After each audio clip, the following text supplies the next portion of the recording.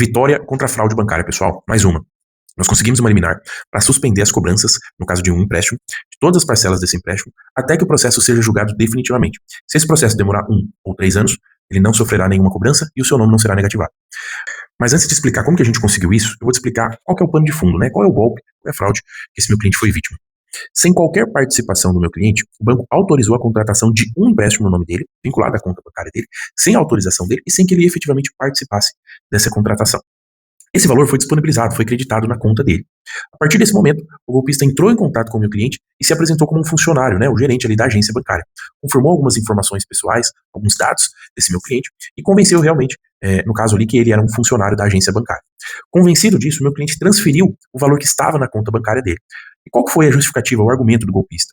Ele disse que o meu cliente já estava sendo vítima de um golpe e que aquele valor depositado na conta dele já era em si o resultado, né, daquele golpe. E para que ele pudesse cancelar essa operação, esse empréstimo que foi feito de forma fraudulenta, ele deveria devolver o valor que estava lá. E para devolver, ele tinha que fazer Pix, transações via Pix. E o meu cliente, ele acreditou nisso tudo e transferiu esses valores. Só que essa transferência acabou caindo na conta dos golpistas e não na conta do banco. Pois bem, ele fez essas transferências. Somente após isso ele se deu conta de que era um golpe, que ele tinha sido vítima de uma fraude.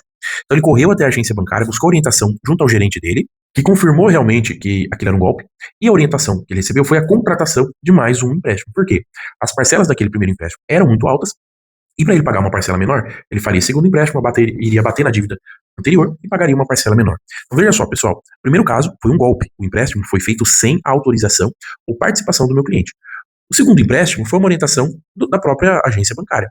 Para resolver esse problema, a orientação do banco foi que ele contratasse mais uma dívida. Portanto, agora ele teria 2 dívidas. E foi isso que foi feito.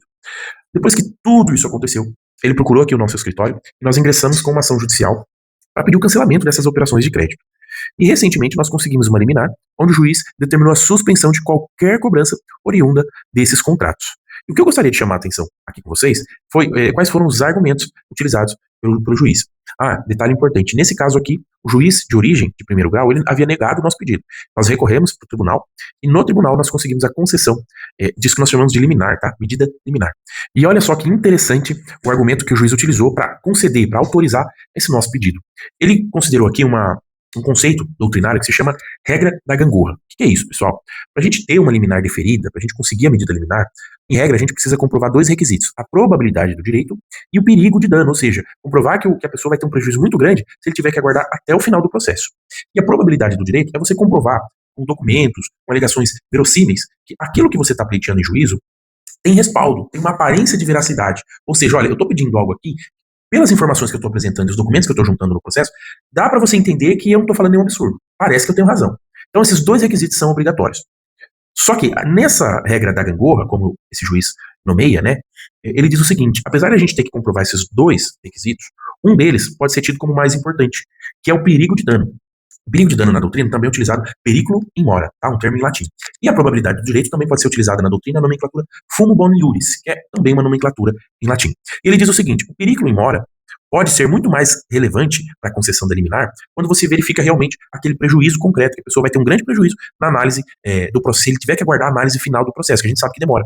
E ele diz o seguinte: é que quanto maior o perigo de dano demonstrado, menos se exige o fumus, que é a probabilidade do direito, o outro requisito, para a concessão da tutela pretendida.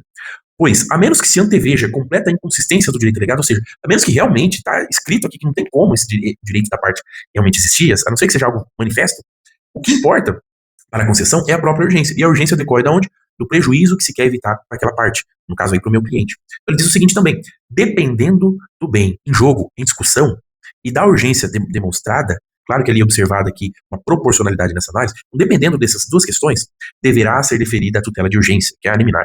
E nesse caso aqui, o juiz veio e concedeu o nosso pedido com base na regra da gangorra. Agora, o nosso cliente, o processo vai seguir, ele ainda não foi julgado, mas o processo vai seguir. Pode ser que esse processo demore aqui mais um tempo, algo em torno de 6 a 12 meses, mas durante todo esse tempo não vai ser feito nenhum desconto no salário dele a título desse empréstimo, e ele também não vai sofrer nenhuma negativação. Pessoal, essa é a importância de você contar com um apoio jurídico especializado quando se trata de fraudes e golpes bancários. Se você passou por algo parecido, ou alguém na sua família foi vítima de um golpe, entre em contato. Um grande abraço, que Deus abençoe.